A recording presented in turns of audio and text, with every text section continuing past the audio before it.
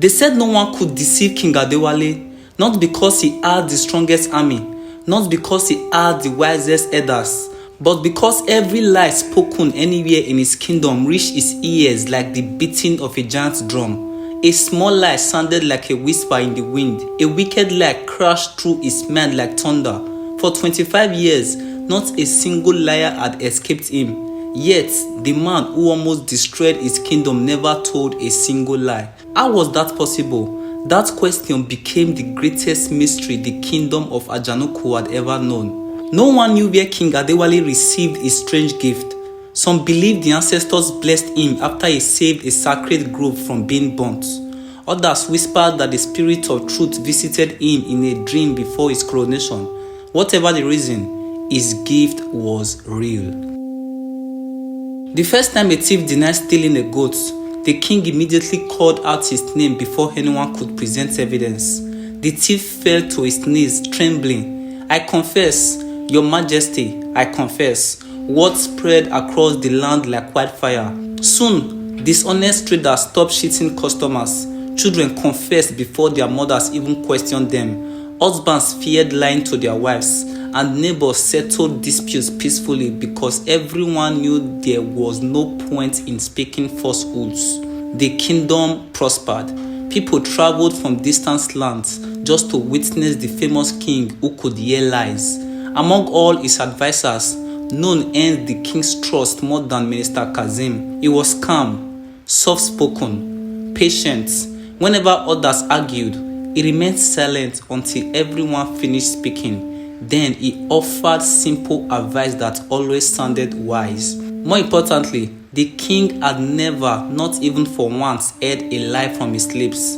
Truth walks beside this man, the king often told his council. But old Mama Ireti, the oldest woman in the kingdom, would quietly shake her head whenever she heard those words. One market day, she stood before the king's palace and said, "Your Majesty, ears can hear words, but only wisdom can hear hearts." Many laughed at the old woman. Even the king smiled politely. "I have no need to hear hearts," he replied. "As long as I hear lies, justice will never fail." Mama Ireti shook her head. "I pray that day never comes." Months passed, then strange things began happening. Gold disappeared from the royal treasury. Farmers reported missing harvests. Village guards abandoned their posts at night. Families who had lived peacefully for generations suddenly turned against one another. Every complaint reached the palace. Every suspect was questioned. Every answer rang true. No lies, not one. The king became troubled. How could evil grow stronger while lies grew fewer? Then one afternoon, a young orphan named Amara walked into the royal court with dusty feet and fearless eyes. She bowed respectfully before the king. "Your Majesty," she said, "the man behind all these troubles is Minister Kazim." The king listened carefully. No lie echoed in his ears. She believed every word she spoke. Minister Kazim stepped forward calmly. "I have never stolen from this kingdom. I have never ordered anyone to commit evil." The palace became silent. Again, the king heard no lie. Both had spoken the truth. For the first time since becoming king, he did not know who was guilty. That night, sleep refused to visit him. Mama Ireti's words returned to his mind. Ears can hear words, only wisdom hear hearts. At dawn, the king disguised himself as an ordinary traveler and secretly followed Minister Kazim through the villages. What he witnessed left him speechless. Kazim never instructed anyone to steal. Instead, he whispered things like, "It is unfortunate the treasury is poorly guarded tonight," or, "If someone were desperate enough, those bags of gold would be easy to carry." He never told anyone to commit a crime. He merely planted temptation inside willing hearts. To greedy men, he spoke of unattended riches. To jealous neighbors, he reminded them of old insults. To fearful guards, he exaggerated harmless rumors until they abandoned their duty. Everything he said was true, yet every sentence pushed someone closer to doing evil. The king watched in horror as one careless conversation after another became another family's tragedy. At last, he understood. The minister had never lied. He had simply allowed others to destroy themselves. The following morning, the royal court filled with nobles, elders, and villagers. Minister Kazim stood confidently before the throne. The king looked at him for a long moment before speaking. Kazim, tell this court, have you ever spoken a lie? The minister smiled proudly. Never, your majesty. The king nodded slowly. I agree. A murmur spread across the hall. The minister's smile grew wider. Then the king continued. But truth is more than words. The smile disappeared. You never stole, the king said. You only guided thieves. You never attacked anyone. You only fed hatred. You never gave wicked orders. You only watered wicked thoughts until others acted for you. The palace fell into complete silence. The minister finally lowered his head. For the first time in many years, he had no clever answer. The others rose one after another.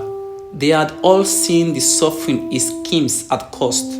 Though his tongue had remained clean, his heart had poisoned the kingdom. The council stripped him of his title and banished him beyond the kingdom's border, never to return.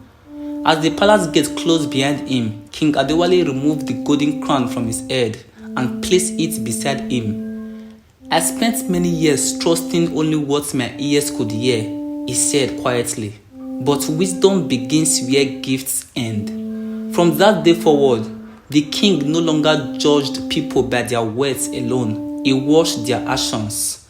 He studied their intentions.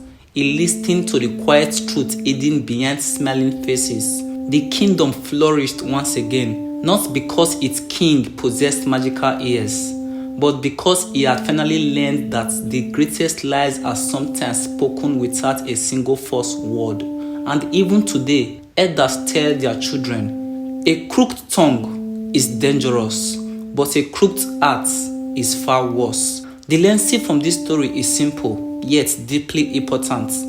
Not everyone who speaks the truth is truly honest. Some people never tell lies, yet they use the truth to deceive, manipulate, and lead others down the wrong path. This is why wisdom is greater than simply hearing words. True wisdom looks beyond what people say and pays attention to what they do, why they do it, and the effects their actions have on others. Just like King Adewale discovered, a person's character is revealed more by their actions than by their speech. So before you trust someone, don't only listen to their words, watch their life, because the greatest deception is not always found in a lie. Sometimes it is hidden behind carefully chosen truths. And that, my friends, is the story of the king who could hear lies. If you enjoyed this African folktale, don't forget to like this video, subscribe to African Folktale by Godstime, and share this story with your family and friends. Until our next tale, remember, wisdom sees what words cannot.